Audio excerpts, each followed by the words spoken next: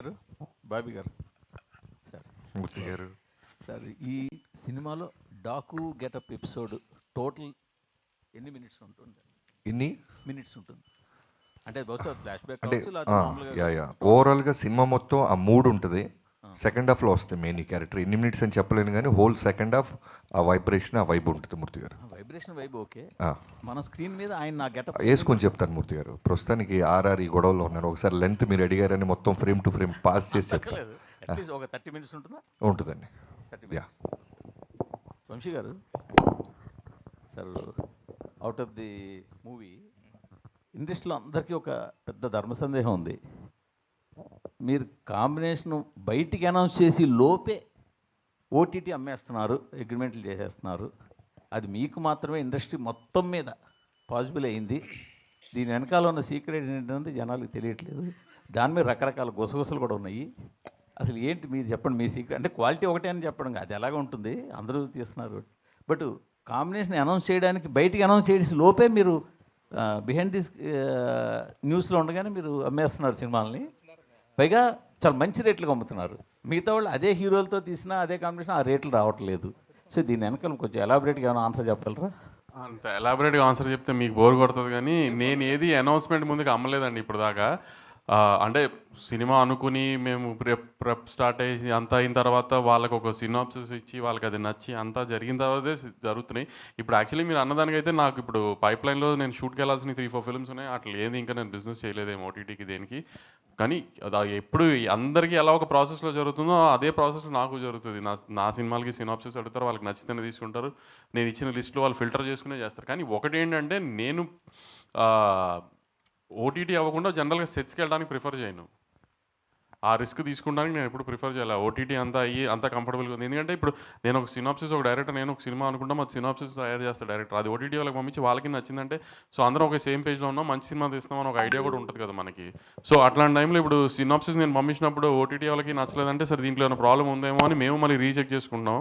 So అలా ఓటీటీకి అని ఒక స్పెసిఫిక్ అదని కాదండి. అంత ఇప్పుడు ఒక ఓటీటీ అంత ఇంపార్టెంట్, థియేటర్కల్ కూడా అంత ఇంపార్టెంట్ కదా. ఈ సినిమా ఇప్పుడు బయర్లతో కూడా డిస్కస్ చేస్తాను, నేను ఓటీటీతో డిస్కస్ చేసినట్టే ఈ కాంబినేషన్ అనుకుంటున్నాను ఓకేనా అని. వాళ్ళందరూ ఓకే అనుకున్న తర్వాత సెట్స్కి వెళ్తున్నాం. సో ఆ రకంగా సెట్స్కి వెళ్తున్న సినిమాలు బిజినెస్ అయిపోయిన సినిమాలే సెట్స్కి వెళ్తున్నాయి కూడా మీకు అలా అనిపిస్తుంది అంతే. కానీ ఇండస్ట్రీలో అయితే ఓటీటీ అన్నది మీ ఒక్కరికే పాసిబుల్గా ఉంది అన్న టాక్ అయితే ఉంది. అదేంటి ఇంకా అమెజాన్లోనూ నెట్ఫ్లిక్స్లో నా సినిమాలు తప్పితే వేరే సినిమాలు ఏవో ఏంటి కొంటున్నారంటే వాళ్ళు కొంత స్ట్రగుల్ పడిన తర్వాత, కొంత ఏదో కింద మీద పడిన తర్వాత అవుతున్నాయి. అదేం లేదు సార్, అందరికీ అవుతున్నాయి. రాజుగారికి అవ్వా, మైత్రికి అవ్వా, నాకు అవ్వట్లేదు, అందరికీ అవుతున్నాయి. ఎవరికీ ఆగట్లేదు ఏమి అలా. బాబీ గారు, నాగవంశీ గారు, బాబీ గారు ఇక్కడ, బాబీ గారు ఇక్కడ బాలయ్య గారి వైబ్ ఎలా ఉంటుందో తెలుసు. ఒక 10 నిమిషాల ముందు మూస్తే ఏ పబ్కి వెళ్ళి వినపడుతుంది. మరి యూఎస్లో బాలయ్య గారి వైబ్ మీరు ఎక్స్పీరియన్స్ చేశారు కదా, ఎలా అనిపించింది ఆ వైబ్? ఆ వైబ్ నేను మీలాగే టీవీలో చూడటమే. ఎందుకంటే ఇక్కడ ఆర్ఆర్ ట్రైలర్ ఫైనల్ మిక్సింగ్ వీటిలో ఉండిపోయామండి, నేను, వంశీ గారు, తమన్ గారు. సో హీరోయిన్స్ అండ్ బాలయ్యబాబు గారు వెళ్ళటం జరిగింది. సో అందరిలాగే నేను కూడా ఉన్న ట్విట్టర్ స్పేస్లో వాటిలో చూసాం. 12వ తారీఖుని చూద్దరు కానీ నేను 12వ తారీఖు కాదు, రేపు 9వ తారీఖు అనంతపూర్లో చూడబోతున్నాం.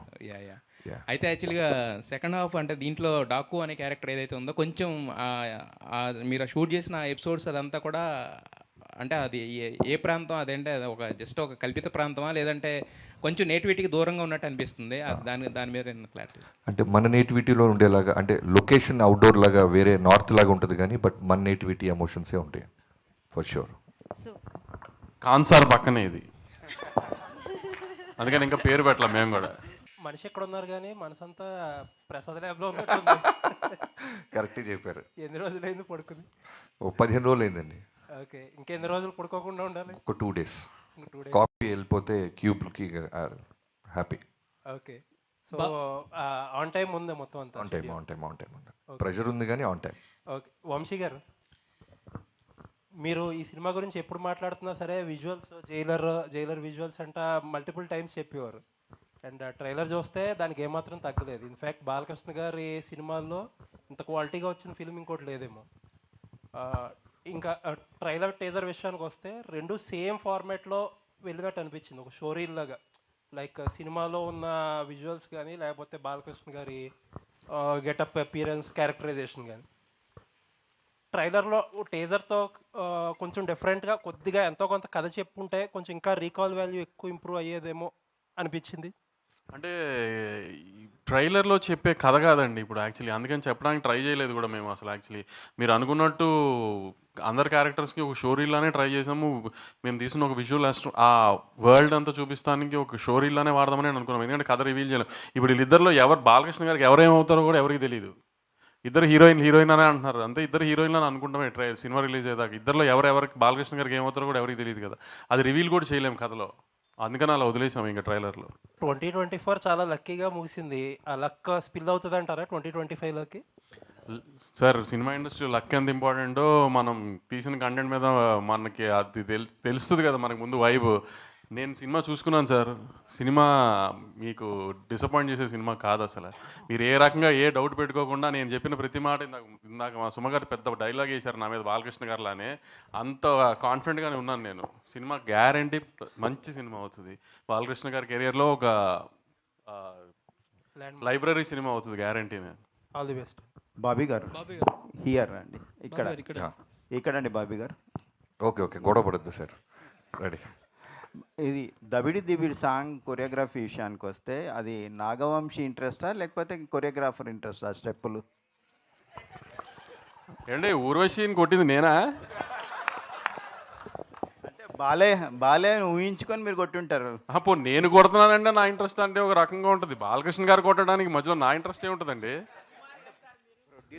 ప్రొడ్యూసర్గా మంచి మాస్ సాంగ్ ఇవ్వాలనే ఒక ఇంటెన్షన్ ఉంటుంది కదా. అవును, అదే మా సాంగ్ ఇచ్చాం కదా, దానికి మాస్ సాంగ్ ఇవ్వాలనుకుంటాం కానీ ఊర్వశిని ఎక్కడ కొట్టాలని నేను డిసైడ్ చేస్తాను.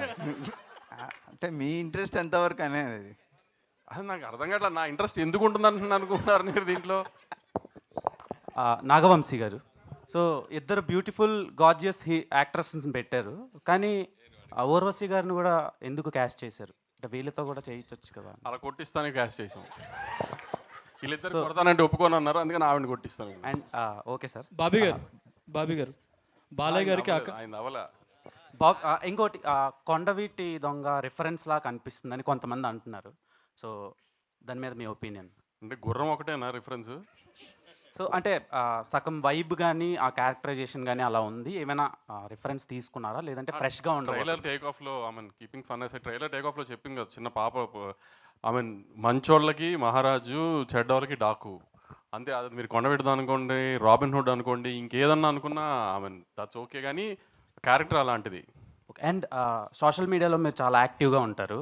రీసెంట్గా దబిడి దిబిడి సాంగ్ రిలీజ్ అయినప్పటి నుంచి నిన్నటి వరకు కూడా దాని మీద కొన్ని ట్రోల్స్ అండ్ ఇవి నడిచినాయి. సో అందులో భాగంగా ఊర్వశి రొటెల్లా తన స్టోరీలోనే తన ట్రోల్స్ పోస్ట్ చేశారు. సో అది కాసేపు ఉండగా చాలా ట్రోల్స్ నడిచినాయి. దాని మీద మీ ఒపీనియన్ ఏంటి? అది మీరే తనకి తెలుగు అర్థం కాక మీరందరూ పొగిడారు అనుకుంది, అందుకని మేము బాబీ చెప్పి తీయించేసాము. ఆయన తను కొంచెం తెలుగు అర్థం కాక తను పొగిడారు అనుకుని పొరపాటును పెట్టేసింది. Okay sir. బాబీ గారు బాలకృష్ణ గారికి అఖండ సినిమా ఎంత పెద్ద హిట్టో తెలుసు, అందులో పవర్ఫుల్ డైలాగ్ని మీరు ఈ సినిమాలో వాడారు. అలా ఇంకా వేరే సినిమాల్లో బాలకృష్ణ గారు డైలాగులు ఏమైనా వాడారా ఏంటి? బోత్ ఆర్ నాట్ సేమ్ అనేదా? ఓకే, అది ఆ సిచ్యువేషన్కి చిన్న ఫన్ వస్తుందని వాడేవండి, అంతే. సార్ బాలకృష్ణ గారిని చూడలేదు ఇప్పటివరకు ప్రెస్ మీట్స్లో, ఆయన తీసుకొస్తే ఫుల్ ఫ్లెజ్డ్గా ఉండేదేమో కదా. బాలకృష్ణ గారు నిన్న నైటే ల్యాండ్ అయ్యారండి, కొంచెం జెట్ లాగ్ ఉంది. రేపు నుంచి ప్రమోషన్స్లో పార్టిసిపేట్ చేస్తారు. ఎల్లుండి ఈవినింగ్ 9th అనంతపూర్లో grand pre release event plan చేసాం, అక్కడ బాలకృష్ణ గారు ఫుల్ ఫ్లెజ్డ్గా మాట్లాడతారు మీ అందరితో. టికెట్ల రేట్ల గురించి ఏమైనా క్లారిటీ వచ్చిందండి? మాకు ఆంధ్ర టికెట్ రేట్లు వచ్చేసినాయి కదా, తెలంగాణకు అసలు నేను టికెట్ రేట్లు అడగట్లేదండి. Happy with the prices we have right now for the film. So నేను అసలు ఏం రిక్వెస్ట్ చేయలేదు తెలంగాణ టికెట్ ప్రైసెస్ గురించి. అసలు ఇప్పుడున్న రేట్లకి సాటిస్ఫై అయిపోతారు? Yeah, very happy. అంటే సంక్రాంతి కదా, పెద్ద సీజన్ కదా, టికెట్ రేట్లు పెరిగితే పెద్ద సినిమాలకు ప్లస్ అవుతుంది కదా. అవును సార్, కానీ ఇప్పుడు నేను తెలంగాణలో ఉన్న ప్రైసెస్ చాలండి నాకు అదేం ప్రాబ్లం లేదు. సో దాంతోనే వెళ్ళిపోదామని. Right sir, all the best. Bobby